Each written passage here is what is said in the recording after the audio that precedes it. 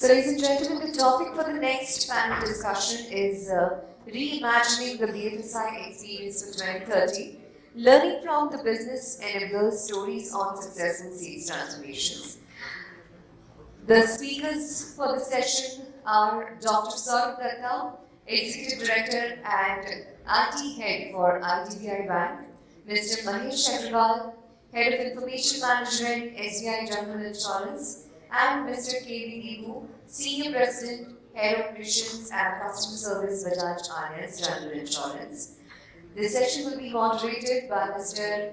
𝗕𝗙𝗦𝗜, yes, Chief Operating Officer at 𝗕𝗙𝗦𝗜 Tokyo Life Insurance. Okay, so I see that as the audience has dwindled, so has our panel, because we are missing one panelist as well. So obviously the tea is really good outside this. Okay, so that being said, following up a session like Arun's is definitely tough, and standing between you and Bombay traffic is, I do understand your limitations of wanting to maximize time. But that being said, thank you for being here and being part of the session. This session actually is a culmination of all the discussions that have happened in the day. So if you think about it, people talk about technology, people talk about algorithms, people talk about data, people talk about analytics, they talked about so many things, quant funds and what have you, ETFs. So this session is actually a culmination. So we find our missing speaker. So that's Dipu. Welcome to the stage.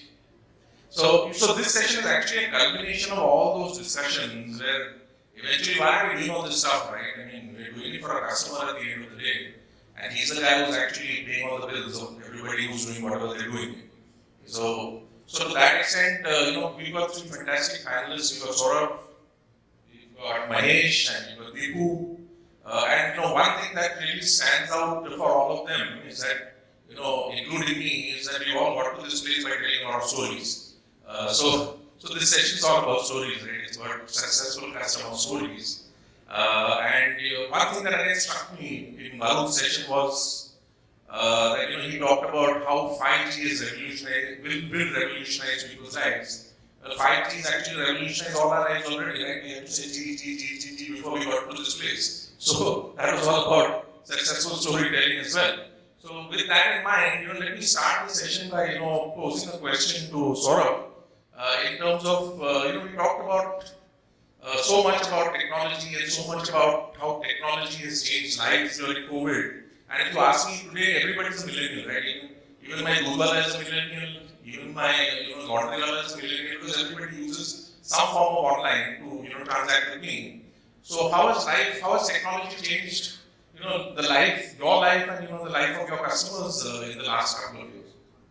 Thank you, 𝗕𝗙𝗦𝗏. I'm happy to be here.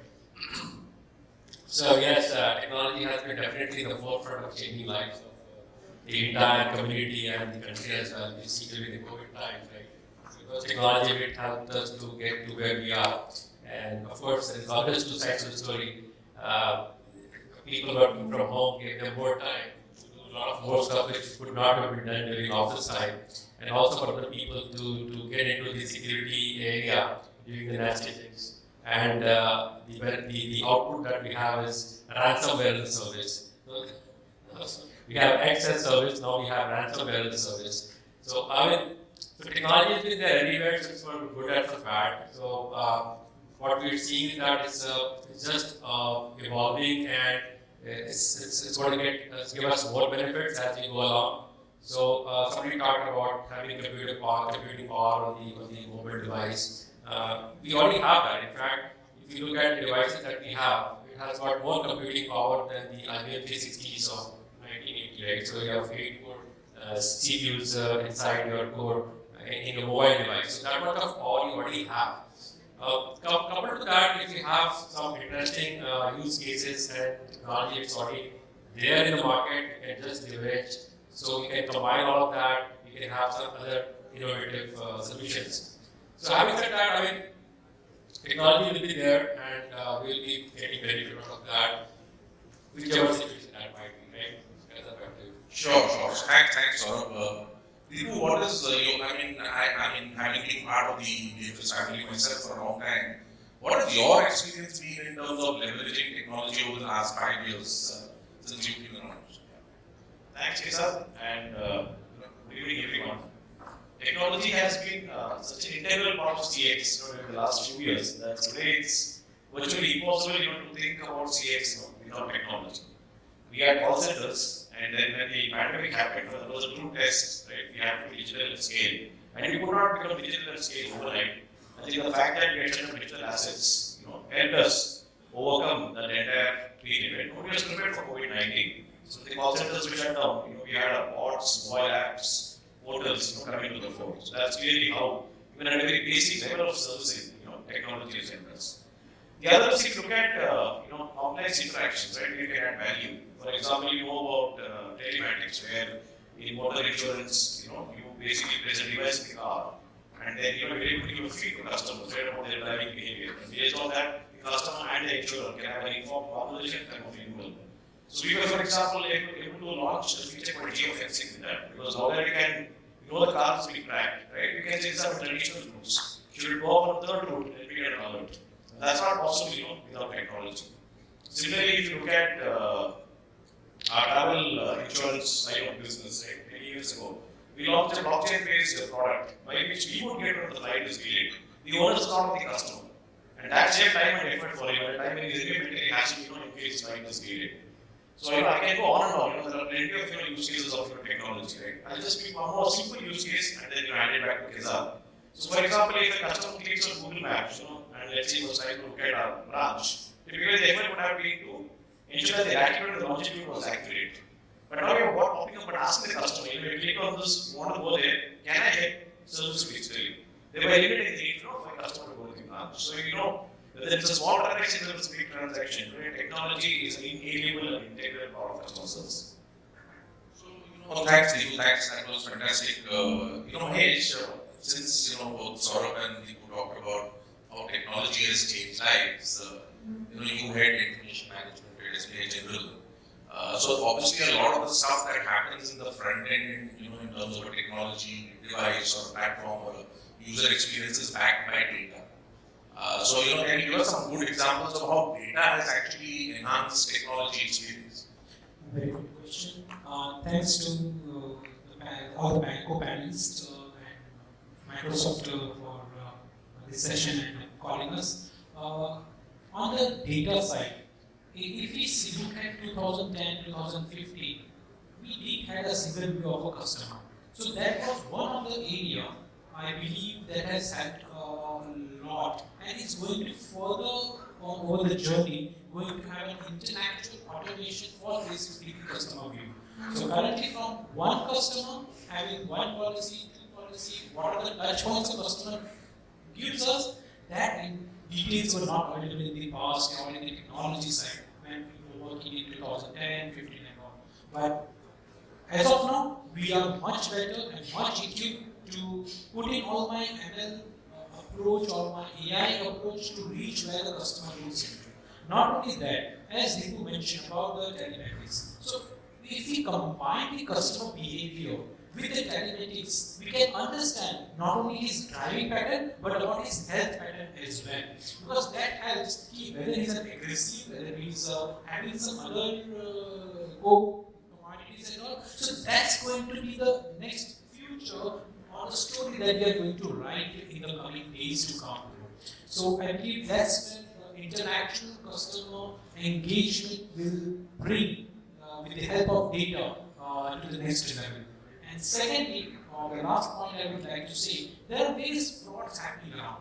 So how do we identify or how do we capture those frauds? That's another area that can be looked with the pattern that data talks about of the past history. And not only about the past history, it can also help us understand what is the pattern going in the current industry, not only for the local India, but what's happening around the global. And when we combine this data set, we will be able to identify those nexus groups or those nexus area or those nexus motors where such types of activity happens. So this is how I think the data, the technology can leverage the industry to a lot more where we are. So, Mahesh, just staying with you and the train of thought that you kind of introduced into this discussion, there is a word called ontology, which is basically finding relationships between data points and data sets. How advanced is that in this country, and how is that going to take predictive analytics to the next level? And this question is also to you, sort of after this. Yeah. So from a data perspective, right? So we have got a flow of data. Right? So the problem is that from an AI, which is the overarching thing, then we have ML and DL, which is under them. So from ML, so what we discussed, right? We discussed that we can build models and we can do all of that. But the word of caution is that with these kind of solutions, you also have this. So you have reputational risk, you have regulatory risk, and then you have the legal risk. So both sides cuts both ways. So we have to be careful on that. Of course, the point is basically that we have to do things a bit carefully. That's number one. And secondly, on the from a data perspective, if you look the second issue I want to highlight is that many of us do not realize that building an AI model for any of these scenarios that we discussed, right? The main problem is that if you talk about the data, there is a lot of data. At the same time, in fact, implement it, there is scarcity of data. Because the problem is that the moment you try to build a model, you require live data, which is very close to the live scenario, which is very difficult to get. Now, if you don't get the data, the model that you develop is not going to be accurate. So these are the challenges that we face, at least from a BFSI segment, how to balance these. So this is one of the areas that we're looking into how to balance these. Just to add to what Sourav has mentioned, he just touched upon the very prominent point about data. And we in the industry face a lot of data quality issues. So when we talk about data quality, if I have any predictive analysis, machine learning analysis, AI analysis, my data quality of the past information has to be accurate. If it is garbage, the output will always be a garbage. So if you have a chatbot, if you are training with bad data, bad information, the output will always be a bad. So how are we going to ensure clean the data and bringing the data governance into the picture? So that's the key point to ensure that my data quality improves. And it's not a job of the CXO alone, it's the job from CXO to my RM, to my claim center, to my underwriter, everyone is responsible to improve the data quality. So that's point number one. Point number two, when we talk about predictive analytics, how data can help predict the future. If the quality is improved, definitely my output would be improved. But when we talk about predictive analytics, as I mentioned about the 𝗥𝗲𝗏, how can I identify those 𝗥𝗲𝗏? How can you identify those RTOs where the card has been stolen away and it's happening continuously, on a daily basis by some groups of people? Only when we have the quality data, we would be able to identify, catch hold of those 𝗥𝗲𝗏s and pass on the benefit to the customer. The end objective is not to penalize the customer, but in the game between the 𝗥𝗲𝗏 and the honest customer ends up paying more premium, which has to come down. And that's where the data, the analytics, or the AI would help in the overall picture to support the customer. So that's where I think. So Dipu, we now talked about technology. We talked about data and its uses in terms of front-end technology. Now, one very important facet for any service provider, manufacturer is that we put in all the hard work in terms of gathering the data, putting models in place, getting algorithms running, translating it into UI UX. Now, and you are quite an expert on this topic, so can you tell us a little bit about how do you push customer adoption and make sure that the adoption doesn't plateau but continues to keep going upwards? And tell us some success stories around that. I think it's a very relevant question, 𝗥𝗲𝗏, because when we talk about technology, data, and what to do in terms of the overall landscape, typically the problem is scaling up. I think that's a challenge many firms are grappling with. And the good thing today, because 𝗥𝗲𝗏 said we should speak about success stories. The good thing is COVID, has played a major role, in scaling up of the adoption of some of these factors. So, we can talk about that. I think the first thing to keep in mind, while we develop it, whether it's data engineering, customer engineering, UI, UX, I think the first thing which we need to understand, especially in the context of India, is that you have to speak the customer's language. Because we have customers who are operate multiple frameworks. So I'll give you one example of how we were able to scale it up. As you know, we have insurance, we offer various forms of insurance. One of which is crop insurance. Crop insurance primarily taken by farmers who English is not the first language. And even rural areas where you do not have organized marketplaces of information. So we came out with an industry first mobile app exclusively for them in Indian languages. So they loved it, because they could get information using that. They could interact with us, ask for a claim, and do various processes. We also gave them access to government's portal to the app, because farmers interact with the government in a big way. So either way, it became a bit of a one-stop shop. And then because there are no organized marketplaces of information, we started giving information via app notifications on weather. We get them crop diagnostics, we get them crop advisories, we get them information on pricing. And when COVID happened, and when they were development in their homes, this became a lifeline. Using this app, in the language of their choice, in the comfort of their home, they will interact with us, they will interact with the government, and with the ecosystem at large. Through sheer word of mouth, downloads better. At one point of time, we had a score in excess of 4.5 in the Google Play Store, and it was the unanimous choice for the Global EFM Accenture Innovation Insurance Award. So one example of how if you speak the customer's language and make it simple and bring the right use cases, you can actually scale up a digital asset. Sort of fabulous, I mean, most of us in this room would have no orientation to crop insurance, but I mean, look at a segment that has completely been opened up thanks to technology. So, fabulous example. Mahesh, anything from you and Sourav as well? This is about success stories, right? Yeah. So, the crop insurance is one of the big areas that is being kind of a disjoint journey that they are doing. So, we from at least point where we try to do something which will make this journey complete. So, the corporate, fencing all the time and talk about it, just bring it all together. So that's an important piece. And that would, of course, be part of the customer experience as well. From an entire experience. Any other segments other than crop? If you look at again IoT, the Internet of Things. So again, from I talk about the farm only. So for example, they put an IoT device on the tractor, so you can know how much of area they have covered, all of that. So that is one of the farming industry itself is a big area. And from BSL segment, also from government, there is a lot of focus on this. But there is a lot of APIs which are there in that segment. So we want to focus on that area of the technology and see how best we can get out of it. So that's one of the areas. Yeah, I would just like to add on the motor pieces we have talked on crop.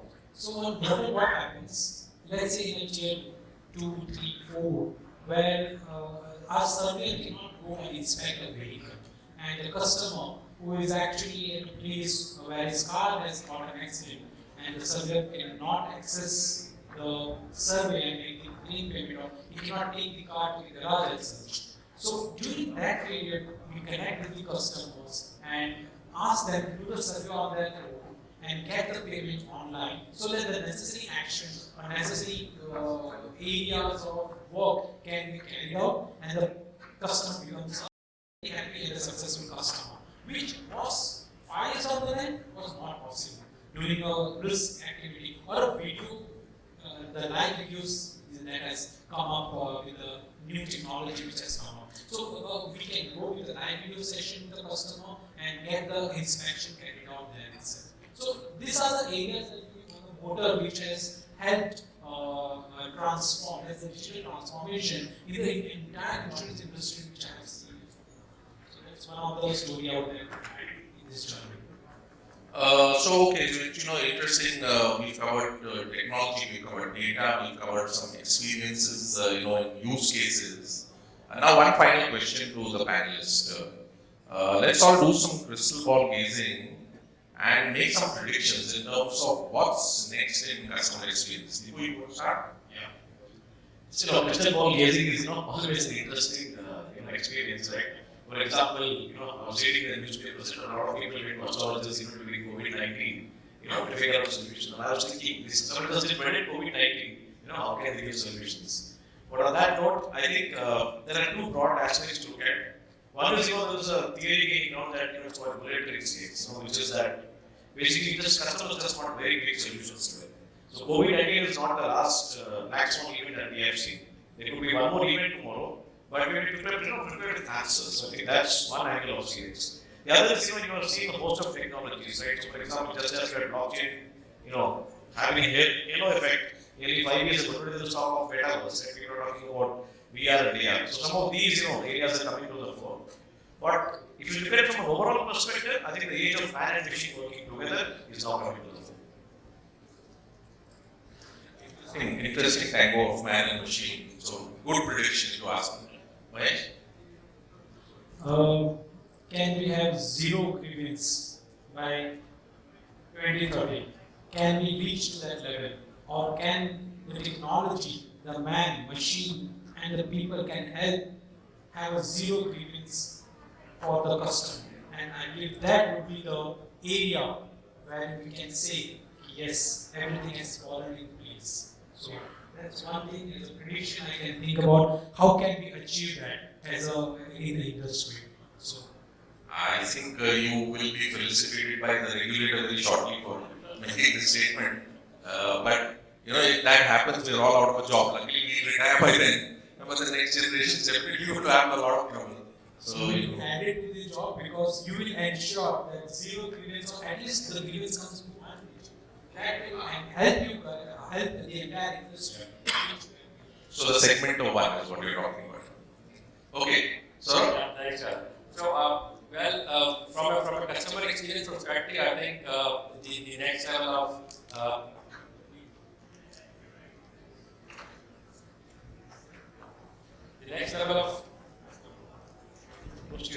hello?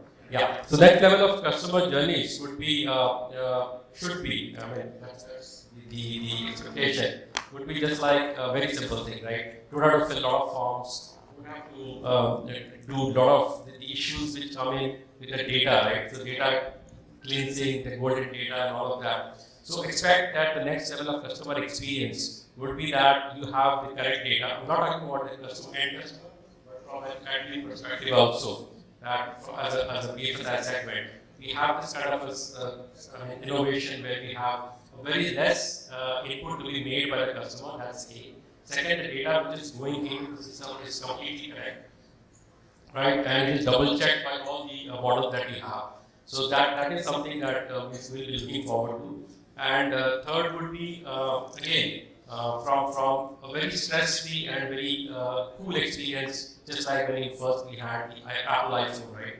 So there was only one mandate which Steve Jobs gave to his team. I want a device which can be operated with just one finger, right? So that's kind of stuff.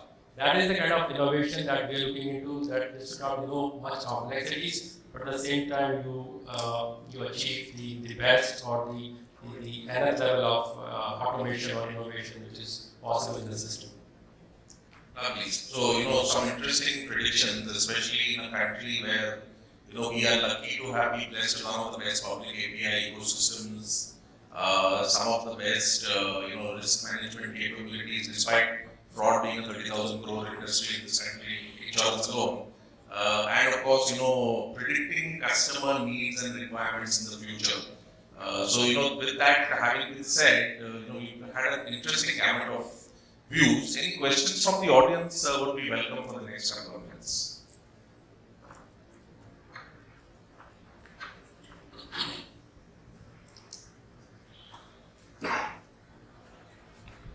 So my question is, RBI has recently come up with new digital lending guidelines. So is this guideline is going to hold back the innovation in the fintech space that we are currently having or plan to have, or is it going to create a new pathway, a new sort of innovation in the industry? Yeah, okay, I like that. So digital lending has come in recently. That is because of a kind of I would like to say as a fallout or fallback from the regulator. Not regulator as a knee jerk, but a different word, right? So basically, what happened is that there were a lot of fintechs which are not following certain guidelines which were there. There's a lot of customer dissatisfaction and customer frauds are happening. You can still now also, there are a lot of things which are there, and we as consumers, we have to be aware of that.